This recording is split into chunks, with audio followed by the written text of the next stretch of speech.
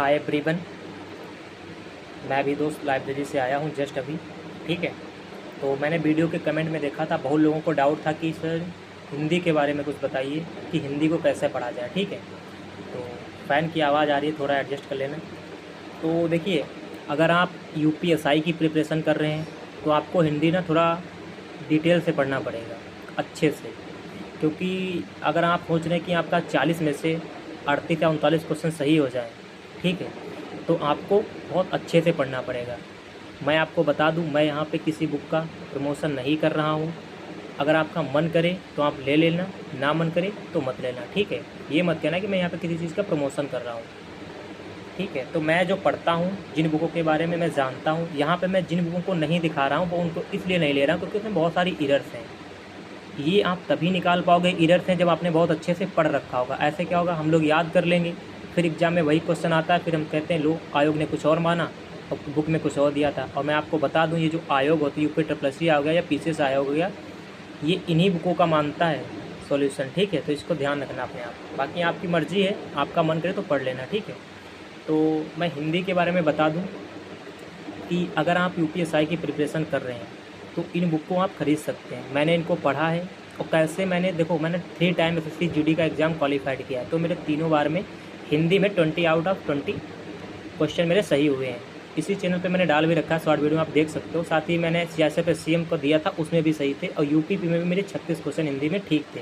और जो आरओ का पेपर लीक हो गया था 11 फरवरी को हुआ था 2024 में, उसमें भी मेरे 60 के अंदर 58 क्वेश्चन सही थे। ठीक है, तो अब मैं आपको ये चीज़ समझा रहा हूँ, आप इसको देखना कि अभी आपको खुद ही पता चल जाएगा कि मैं आपको क्या बता रहा हूँ। देखिए, इसके अंदर जो सबसे पहली बुक आती है वो आती है, ये वासुदेव नंदन की बुक है। ठीक है, लेकिन मैं आपको दिखाता हूँ, ये वासुदेव नंदन की बुक है। ठीक है, इसकी एमआरपी कितनी है, 245। ये आपको 200 रुपये की मार्केट में मिल जाएगी।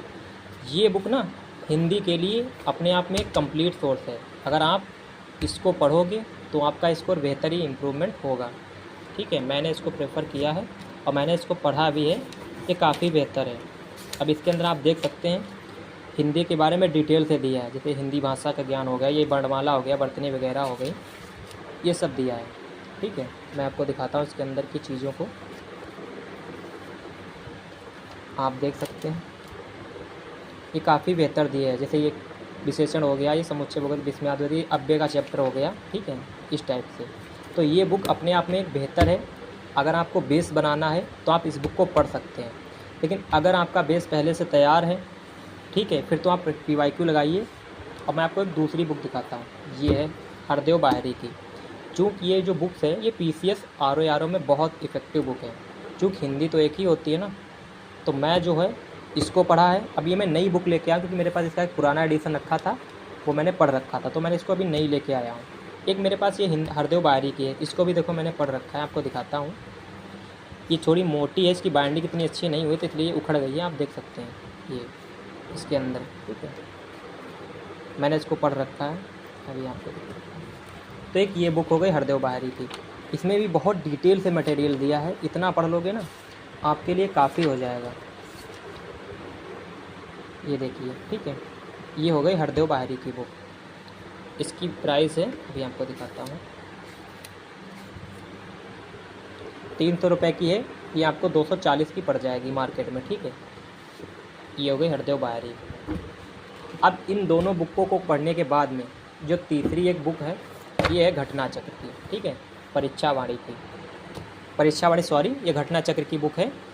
अब इसके अंदर क्या है, क्वेश्चन दिए हैं, ये बेसिकली आरओ के लिए है, उसी पे बेस्ड ये बनी है। आप देख सकते हैं इसमें केवल विलोम शब्द, वर्तनी, अनेक शब्दों के लिए शब्द, तत्सम, तद्भव, विशेषण, विशेष, तो पर्यायवाची इसके अंदर दिया है। अब पता है, इसको मैंने कई बार पढ़ रखा है। अब जैसे ये विलोम शब्द स्टार्ट हुआ, अब देखना यहाँ से क्वेश्चन नंबर 1 से लेके आप देख सकते हैं इसमें कितने पीवाईक्यू दे रखे हैं।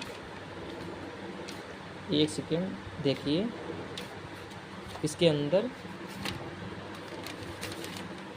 391, यानी कि 9 अगर कम कर दो, यानी 9 और होते तो ये पूरे 400 हो जाते हैं, यानी 300-400 क्वेश्चन इसके अंदर मोटा मोटा पीवाईक्यू दिया है। वो पीवाईक्यू जो किसी न किसी अच्छी खासी परीक्षा में पूछे गए हैं, आप देख सकते हैं देखकर। ठीक है, तो जैसे ये क्वेश्चन भी दिया है, उसके नीचे उसका एक्सप्लेनेशन भी दिया है। लेकिन फिर भी जैसे मैं जो पढ़ता हूँ, मैं किसी शब्द को रटता नहीं हूँ, रटने से कुछ नहीं होगा। आप कॉन्सेप्ट को समझ लोगे तो आपका काम हो जाएगा। जैसे मैं किसी शब्द को पढ़ता हूँ तो देखिए, उसको मैं लिख भी रखता हूँ, सामने दिखाता हूँ आपको, एक सेकेंड।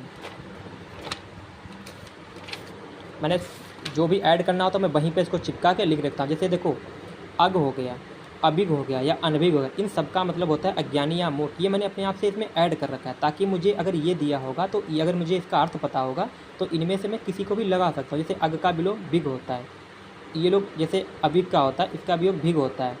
कुछ लोग एक ही जैसा कर देते, ये बहुत डाउटफुल क्वेश्चन आता है। अब जैसे मैं दिखाता हूँ, मैं कुछ भी पढ़ता हूँ उसके आगे उसको अर्थ ज़रूर लिख रखता हूँ। अगर आप उसके अर्थ लिख रखोगे ना, देखिए जैसे ये हो गया, ये जैसे इसके अंदर ये देखो बहुत सारे क्वेश्चन भी दे रखे हैं पढ़ने के लिए मटेरियल के तौर पे, ये विलोम शब्द के, आप इनको भी पढ़ सकते हो, ठीक है। अब जैसे मैं पढ़ता हूँ, जैसे मुझे ये पता है कि अर्वाचीन का मतलब आधुनिक होता है, तो मैं इसका विलोम एग्जैक्ट ढूंढ पाऊँगा, ठीक है। जैसे एक अग हो गया, अग का मतलब होता है पापी व दुष्कर्म, तो मुझे पता चलेगा अगर इसका अग का मतलब पापी होता है तभी तो मैं इसका विलोम लगा पाऊँगा। अगर मुझे ये नहीं पता होगा तो मैं इसको कैसे लगाऊँ। खाली रटने से कुछ नहीं होता। जिन पे भी देखो ये मैंने स्टार बना रखे हैं ना, ये सारे मुझे पता है भाई। मैंने जो किया है, किसी भी चीज़ को रटना नहीं है। अगर आप उसको एक बार अर्थ समझ लोगे ना तो आप बहुत ज़्यादा क्वेश्चन कर ले जाओगे। जो मैं जो करता हूँ वही मैं आपको बता रहा हूँ। जैसे पर्यायवाची है, आप रट के कितना कर लोगे। अब जैसे मान लेते हैं तुंड है, अगर आपको पता होगा कि तुंड का मतलब सूंड होता है, तो आप कोई भी आएगा पर्यायवाची एग्जैक्ट कर लोगे। जैसे वक्र मतलब क्या होता है, टेढ़ा होता है, टूटा हुआ होता है, तो वक्र के आगे तुंड लगा दो तो क्या जाए, वक्रतुंड। तो गणेश जी को वक्रतुंड कहते हैं क्योंकि उनका एक दांत है टूटा हुआ है। इसी प्रकार से रक्त कैसा होता है, लाल लाल होता है ना, तो रक्त के आगे तुंड लगाते हैं, रक्त तुंड हो जाए। तो किसकी आगे की सूंड होती है, किसकी, तोता को, इसलिए तोता का पर्यायवाची रक्त तुंड होता था। उसी प्रकार से पूछ लिया जैसे वज्रतुंड। अब वज्र क्या होता है, कठोर होता है, तो ये जो मच्छर होता है ना, इसकी भी देखिए निडिल, जिसको ये चुभो के खून को सक करता है, इसलिए वज्रतुंड किसका हो जाता है, ये मच्छर का पर्यायवाची हो जाता है। तो अगर आप एक बेस शब्द को पकड़ के चलोगे ना तो आपके पर्यायवाची एग्जैक्ट बहुत ज़्यादा सही हो जाएंगे। रटने से कुछ नहीं होता है। मैं आपको दिखाता हूँ, जैसे मैंने देखो, जैसे मैंने ये बुक है, इसी से मैंने पढ़ रखा है। अब इसके अंदर जितने भी पर्यायवाची दिए मैंने बहुत डिटेल से पढ़ा है। अब जैसे मुझे ऐसे ही पता है कि दाहिने साइड पे दूसरे पेज में ऊपर से 4-5 को अगर ड्रॉप कर दो तो वहाँ पे जैसे कामदेव का पर्यायवाची लिखे हैं, उसमें मैंने बहुत सारे ऐड कर रखे हैं एक्स्ट्रा। जैसे मनमत होता है कारण, मन मनसिज होता है, मन को मथने वाले, मनसिज मन को मनोहर करने वाले, इसको मनोभव बोलते हैं। तो ये सब कामदेव के पर्यायवाची हो गए। आप उन चीज़ों को पढ़िए जो पीवाईक्यू में पूछे जा चुके हैं, जिनको ज़्यादा। अगर आप चीटी के पर्यायवाची पढ़े तो व्यर्थ है, क्योंकि जो एग्जाम के लेवल के आप उन चीज़ों को पढ़ना सीखे। जैसे मैंने इतनी बार इसको पढ़ा है तो मुझे पता, जैसे दाहिने पेज पे बिल्कुल नीचे था में चोर का पर्यायवाची लिखा होगा, चोर को कुंभिल भी कहते हैं, रात में निकलता है। मैं आपको दिखाता हूँ, अब देखिए एक सेकेंड। देखिए जैसे मैंने बोला था, ये देखिए राइट साइड में देखिए ऊपर से 4-5 को छोड़ कर ये देखो कामदेव के पर्यायवाची लिखा। ये देखो मैंने बोला था सबसे नीचे देखिएगा चोर का लिखा होगा कहीं ना कहीं पे, ये देखो चोर का लिखा है, कुंभिल हो गया, रजनीचर हो गया। तो इसको मैंने इतनी बार पढ़ रखा है तब जाके मैंने इसको याद किया है। और जैसे पर्यायवाची भी लिखा है तो उसके अंदर मैंने सब पर्यायवाची को नहीं मार्क किया। जैसे ये लिखा है स्त्री का है तो मैंने वनिता लिख रखा है, कामनी लिख रखा है, उनको गोला का रखा है जिनको मैं भूलता हूँ ताकि मुझे भी याद रखें। शंकर के हैं, जैसे मदनार इनको क्यों कहते हैं, अगर अरिमाने पता है आपको शत्रु होता है तो मदनार, तो मदन किसका पर्यायवाची हो, कामदेव का, तो कामदेव का शत्रु कौन हो गए, शंकर भगवान। ठीक है, तो इसी प्रकार से अगर अभी याद करोगे ना तो ये आपको ज़्यादा दिन तक याद रहेंगे। तो ये तो हो गए इसके लिए पर्यायवाची या व्याकरण के लिए। अब अगर मैं बात करता हूँ, एक सेकेंड, तो ये 3 बुक हो गई हैं, वासुदेव नंदन की, हरदेव बाहरी की, और ये हो गई। इसको आप रहने दीजिए, अगर आप ROI की प्रिपरेशन करें तो इसको लीजिए, लेकिन अगर मैं तो आपको प्रेफर करूँगा कि आप इसमें से ये जो वासुदेव नंदन की बुक है इसको ज़रूर खरीद लीजिए। ये एक बेहतर बुक है, आपका बहुत अच्छे से बेस बना देगी। और बाकी प्रैक्टिस के लिए आप घटना चक्र का ले सकते हैं, इसको पढ़ सकते हैं बेहतर के लिए। ठीक है, अब मैं आपको बताता हूँ इसके अलावा जैसे मेरा एक नोट्स भी बना रखा है, आपको दिखाता हूँ। जैसे ये देखिए, इस नोट्स को समझिए, ये मेरा हिंदी का नोट्स है। ठीक है, इसको मैंने बनाया है। ये देखिए मैंने क्या किया, जैसे मैं मॉक लगाता था, ठीक है, स्टार्ट में इसमें से कुछ चैप्टर मैंने ऐड कर रखे हैं, बाकी जैसे मैं मॉक लगाया किसी भी मॉक में, जैसे ये देखो मैंने संधियाँ यहाँ पे लिख रखी है। ये देखिए, ये संधि यहाँ से मैंने स्टार्ट की थी, तो देखिए डिटेल से मैंने इसका संधि का नोट्स बना रखा है। इसके ये फार्मूला, ये सब मुझे पढ़ने की ज़रूरत नहीं है। अगर आपको ये पता होगा ना कि आ धन ऊ मिल के ओ होता है तो आप ये बहुत सारे क्वेश्चन, ये देखिए मैंने फार्मूले अपने आप सेट कर रखे हैं। कि कैसे जब आ में ई जुड़ेगा तो ए हो जाएगा, आ में बड़ी ऊ जुड़ेगा तो ओ हो जाएगा, आ में री जुड़ेगा तो अर हो जाएगा, यही तीनों काट के। तो ये मैंने हर संधि के लिए मैंने एक अपने तरफ से थोड़ा थोड़ा निकाल रखा है, आप देख सकते हैं। ये देखो संधि हो गया। फिर मैंने क्या किया है, इसके अंदर ये देख सकते हैं रैंडमली मैंने नोट्स बनाया है। जैसे मैं कोई भी PYQ लगा रहा हूँ या मैं कोई पेपर सॉल्व करता हूँ तो, या कोई मॉक टेस्ट लगाता हूँ, तो जो क्वेश्चन आ जाते हैं जो मुझे नहीं आते हैं तो वो मैं इसके अंदर लिखता रहता हूँ। तो ये अपने प्रकार में देखो बहुत सारा ये खुद तैयार हो गया है। जैसे ये देखो मैंने इसके शॉर्ट फॉर्म में लिख रखा है, जैसे इधर मैंने TD लिख रखा है, तो ये सारे शब्द क्या हैं, ये सब तद्भव हो गए। इधर मैंने TT लिख रखा है, ये सारे तत्सम हो गए। तो यहाँ पे मॉक टेस्ट में ये मिले तो मैंने लिख लिया। वो लिखता हूँ जो मुझे नहीं आते, जो मुझे पढ़ने की ज़रूरत है। जैसे ये देखो TT हो गया, ये बहुत इंपॉर्टेंट है। अछवाट, ये किसको कहते हैं, अखाड़ा को कहते हैं। अक्सर लोग इसका अखरोट लगा के आते हैं, जबकि अखरोट को अछोट कहते हैं। ठीक है, ये तत्सम तद्भव देख सकते हैं। ये नैसर्गिक प्राकृतिक बहुत बार पूछा जाता है, विलोम शब्द में भी, पर्यायवाची में भी। ठीक है, अब इनको विशेषण नहीं, क्योंकि ये सब भाववाचक संज्ञा, जैसे भावनाशील, सांसारिक, स्वर्गीय देख सकते हैं। ठीक है, ये मैंने बना रखा अपना। ये देखो ये मेरा इतना है, जो मैं मॉक टेस्ट वगैरह लगाता हूँ उसमें ये क्वेश्चन आ जाते हैं, वो हिंदी के लिए। ठीक है, मेरा बेहतर नोट है। इसके अलावा अच्छा मैं क्या करता हूँ, जब मैं डेली यहाँ से मैंने एक शेड्यूल बना रखा है, जैसे मैं लाइब्रेरी में पढ़ रहा हूँ, जैसे शाम को 7 बजे के बाद मैं 1 घंटा का टाइम निकालता हूँ, जैसे मुझे रिवीजन करना था उसके लिए। जैसे मैंने आपको दिखाता हूँ, ये आप देख सकते हैं, जैसे ये मैंने बना लिया है। इसमें ज़्यादा पेज नहीं हो गई, 6-7 पेज का मैंने बनाया है। और मैंने टारगेट बना लिया कि इसको मैं 2 दिन में ख़त्म करूँगा, कि मुझे इसके अंदर के लिखे सारे सब 2 दिन में ख़त्म कर। इसी प्रकार से मैं 4-5 पंजे को स्टेपलर से पंच कर लेता हूँ, और खाली समय बैठा होता तो मैं इनको पढ़ लेता हूँ। ये देख सकते हो इसके अंदर सेम वही कैटेगरी से इसके अंदर भी लिख रखा है। जैसे समझो ये अस्म माने क्या होता है, अगर हमको ये पता है कि अस्म का मतलब पत्थर होता है, तो जीव धन अस्म लगा दोगे तो जीवास्म हो जाएगा। एक धन अस्म एकास्म, बालुका धन अस्म बालुकास्म। तो इस प्रकार से ये मैंने पत्थर के, ये देखो पर्यायवाची हो गए। इसी प्रकार से मैंने बनाया है। अस्म मतलब क्या होता है, लोहा। सार मतलब अस्मसार, लोहा हो गया। ठीक है, ये देख सकते हैं आप इसको देख सकते हैं। ये मैंने बनाया नोट। ये जैसे 5 पेज लिखे, तो मेरा इसका टारगेट है कि मुझे इसको 4-5 दिन के इसके अंदर इसको डेली 15-15 मिनट निकाल के इसको पढ़ना है। तो ये मैंने इसी प्रकार से ये बना रखा है।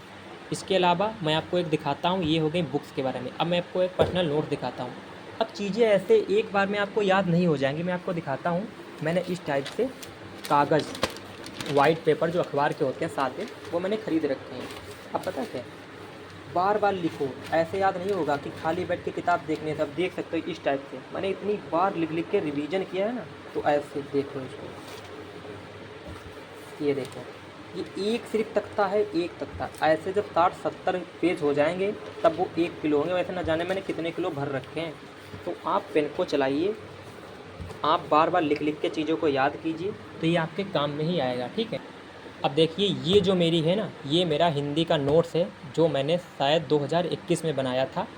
ये इतना बेहतर अपने आप में कंप्लीट व्याकरण का नोट्स है ना, ये जो पद का है, जो पद की व्याकरण है उसका इतना बेहतर सा नोट्स है ये मेरा, कि इसी से मेरा काम हो जाता है। मैं इसको बस 4-5 घंटे लगते हैं मुझे इसको पढ़ने में। मैं इसको पढ़ लेता हूँ और कोई भी एग्ज़ाम होता दे आता हूँ। मेरा स्कोर कभी भी डाउटफुल में नहीं रहता कि मैं ये क्वेश्चन करूँगा मुझसे होगा कि नहीं होगा। ये मैंने इतने बेहतर से इसमें लिख रखा है। जैसे आप देख सकते हैं यहाँ से बहुत बेहतर से, यहाँ से मैंने स्टार्ट किया है इसको हिंदी व्याकरण का। आप देख सकते हैं, ये देखो कैसे मैंने भाषा को इसके अंदर लिख रखा है।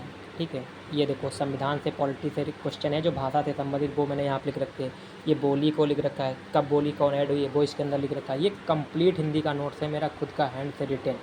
ठीक है, आप देख सकते हैं, ये देखो सब बहुत बेहतर से लिख रखा है इसके अंदर। बस इसी को मैं उठाता हूँ। कोई भी एग्ज़ाम होता है भाई, मेरे क्वेश्चन आराम से, अगर 20 क्वेश्चन आते हैं तो उसमें से 19-20 मेरे सही हो जाते हैं। बस 1 क्वेश्चन या 2 क्वेश्चन ऐसे हो जाते हैं जो आयोग डाउटफुल डाल लेता है, इसकी अलग बात है। बाकी मेरा 100% स्कोर हिंदी में रहता है अभी तक मैंने जितने भी एग्ज़ाम दिए। बस यही अपना नोट्स पढ़ता हूँ और PYQ लगा के चला जाता हूँ। बस देख सकते हैं, अभी आपको दिखाता हूँ। इसके अंदर मैंने जैसे संज्ञा स्टार्ट हुई है, अब इसके अंदर कोई कन्फ्यूजन की चीज़ नहीं है, मैंने सब कुछ डिटेल से लिख रखा है। जैसे ये देख सकते हैं, अगर अर्थ के अकॉर्डिंग पूछे तो संज्ञा के भेद हैं 5, नॉर्मल पूछे तब भी आप 5 लगाओगे। ठीक है, लेकिन अगर आपसे पूछे मूल रूप से संज्ञा के कितने प्रकार होते हैं तो 2, नॉर्मली संज्ञा के कितने भेद हैं, 3 भेद हैं। तो ये इस टाइप से क्वेश्चन की लैंग्वेज के अकॉर्डिंग ये मुझे आंसर देना होता है। वो मैंने इसके अंदर सब कुछ लिख रखा है कि अगर कोई पूछेगा तो क्या बताऊँ। ये देख सकते हैं, बस मैंने सिर्फ काम की चीज़ें लिखी है। मैंने वो नहीं लिखा है कि मुझे 50 प्रकार की चीज़ें लिखनी है। जैसे ये भाववाचक संज्ञा है ना, तो मैंने इसको लिख रखा है कि भाववाचक संज्ञा को अगर जातिवाचक बनाना है तो ये देखो मैंने लिख रखा है। तो अगर भाववाचक संज्ञा अदृश्य एकवचन है तो ये जातिवाचक संज्ञा, इसका मैंने लिख रखा है कि यदि किसी भाववाचक संज्ञा को बहुवचन बना दिया जाए तो वह जातिवाचक संज्ञा हो जाती है। ठीक है, ये देखो मैंने इसके अंदर नोट करके लिख रखा है। और ये देखो सारी संज्ञा के यहाँ पे मैंने हैक्स लिख रखी है। तो इसी प्रकार से मेरे हर चैप्टर में मेरे खुद का लिखा हुआ है, आप देख सकते हैं। ये देखो साथ में मैं क्या करता हूँ, जो भी होता है उसका एक सार लिख लेता हूँ। जैसे पूरे सर्वनाम चैप्टर का ये मैंने यहाँ पे एक टेबल फॉर्म में सार बना रखा है कि ये कैसे होता है। ये देखो सब कुछ इसके अंदर डिटेल से मैंने लिख रखा है। मेरा कोई भी जैसे क्वेश्चन आ जाता है वाक्य का हो गया या काल का हो गया, वो नहीं होते हैं। जैसे मैंने एक फॉर्म बना रखा है, जैसे वाक्य में अक्सर क्वेश्चन गलत हो जाते हैं, ठीक है, अव्यय में गलत हो जाते हैं। तो ये देखो मैंने इसके अंदर एक अपने फॉर्मेट के रूप में बना रखा है। जैसे ये एक वाक्य हो गया, ये एक वाक्य हो गया, बीच में इसे पदबंध कहते हैं, देखो पदों का। इस टाइप से मैंने ये तो खुद को बना रखा है, आपको दिखाता हूँ। ये देखो जैसे ये पूछते हैं ना, जो क्वेश्चन अक्सर क्वेश्चन एक लंबा सा वाक्य देके पूछ लेते हैं ना कि इसमें से विशेषण क्या है। अब जैसे ये देखो मैंने बना रखा है कि ये संज्ञा, इन दोनों को जोड़ने वाले संबंध बोधक अव्यय कहलाते हैं। संज्ञा के जो पहले लगते हैं वो विस्मयाद बोधक अव्यय लगते हैं। ठीक है, दो संज्ञा और इनके बीच में जो ऐड करते हैं उसे समुच्चय बोधक अव्यय कहते हैं। क्रिया के जो बीच में लगते हैं वो क्रिया विशेषण होते हैं, जो क्रिया के जस्ट पहले लगते हैं। सर्वनाम के पहले लगते हैं बहुत ही संबंध बोधक होते हैं, लेकिन दो वाक्यों को जोड़ने वाले समुच्चय बोधक अव्यय कहलाते हैं। ये वाक्य होता है, ये उपवाक्य। ये सब मैंने अपने आप से डिटेल इस फॉर्म में लिख रखा है, आप देख सकते हैं। इसके अंदर कोई भी मैंने डाउट वाला नहीं है, किसी भी एग्जाम को देख के आया हूँ जो इसमें हो। ये देखो वाक्य के लिए बारे में लिख रखा है। ठीक है, सब भी लिख रहा है, जैसे प्रयोग के आधार पे कितने होते हैं, अर्थ के आधार पे होते हैं, संरचना के आधार पे कितने होते हैं, क्रिया के आधार पे कितने होते हैं, ये मैंने इसके अंदर डिटेल से लिख रखा है। ठीक है, ये आप देख सकते हैं कंप्लीट। साथ ही साथ तीन प्रकार के जो भी वाच्य हैं, जैसे मैंने लिख रखा है कृतवाच्य, कर्मवाच्य, भाववाच्य। मैंने बोला ना कि लास्ट में मैं संक्षेप में लिखता हूँ, जैसे आपने देखा होगा फिर मैंने लिख रखा है कृतवाच्य किसे कहते हैं, कर्ता बिना विभक्ति यदि हो तो, अगर हो भी तो ने लगा हो, कर्ता प्लस से के द्वारा, या क्रिया सकर्मक हो। ये मेरे फॉर्म में है, अगर आप कहेंगे तो मैं कभी इसको डिटेल से समझा भी दूंगा। ठीक है, तो आप ये देखो समास हो गए, हर प्रकार का क्वेश्चन लिख रखा है। जैसे किसी भी प्रकार में कहीं पे आपको भी विशेषण दिख जाए, आप आंख बंद करके कर्मधारय समास लगा दीजिए। किसी भी तीसरे अर्थ का भाव निकले, आप बहुब्रीहि समास लगा दिए। मेरे खुद के जो मैंने पढ़ के अपने निकाले ना हैक्स, वो मैं आपको शेयर कर रहा हूँ। देखिए जैसे ये लास्ट में मैंने संधि के बारे में और डिटेल से बनाया। इसमें मैंने उदाहरण कुछ नहीं लिखा है, केवल फार्मूले लिखे हैं। बस मैं ये फार्मूला पढ़ के जाता हूँ, संधि का कोई भी सवाल आता है मेरा सही हो जाता है। देखिए हर प्रकार की संधि के मैंने बना रखे हैं। रीढ़ के बाद अन्य स्वर आ जाए, ये मैंने पढ़े हैं। इनको कैसे याद किया जाएगा ये सब भी मैंने अपनी ट्रिक्स बना रखी हैं कि इनको कैसे याद किया जाएगा, जो याद भी रहें, खाली पढ़ना ही नहीं हो जाता है। अब इसके बाद आपको दिखाता हूँ, देखिए जिनसे कम क्वेश्चन आते हैं लेकिन आते हैं उनसे भी क्वेश्चन मैं आपको दिखाता हूँ। एक सेकेंड रुक जाइए। अपवाद भी जो पूछे जाते हैं वो भी मैंने यहाँ पे लास्ट में ऐड कर रखे हैं, दिखाता हूँ आपको। जैसे ये अलंकार हो गए, ये अलंकार के उदाहरण यहाँ पे हो गया। ये रस हो गए, बस इतने में कंप्लीट रस ख़त्म। किसने कितने रस बताए वो भी मैंने इसके अंदर लिख रखे हैं। ठीक है, ये लिंग का चैप्टर हो गया। ये कैसे याद किए जाते हैं ये मैंने खुद पढ़े हैं, बहुत अच्छे से याद हो जाते हैं। बस इनको रटना नहीं, इनको समझना है, चीज़ों को आप समझ जाओगे इजीली। ये इतने दिन में वचन हो गया। ये देख सकते हैं लास्ट में मैंने कुछ लेखक राइटर के बारे में लिख रखा है। तो ये मेरा हिंदी का एक कंप्लीट नोट्स है, बहुत पतला ही है, रफ है, जिसको मैंने बना रखा है। देखिए अंत में मैं आपसे इतना ही कहना चाहूँगा, अगर आप हिंदी के लिए प्रिपरेशन करना चाहते हैं तो आप एक वासुदेव नंदन की बुक ले लीजिए। ठीक है, उसको बहुत अच्छे से पढ़िए, उसमें बहुत अच्छे से बेस दिया है, उसको तैयार कर लीजिए।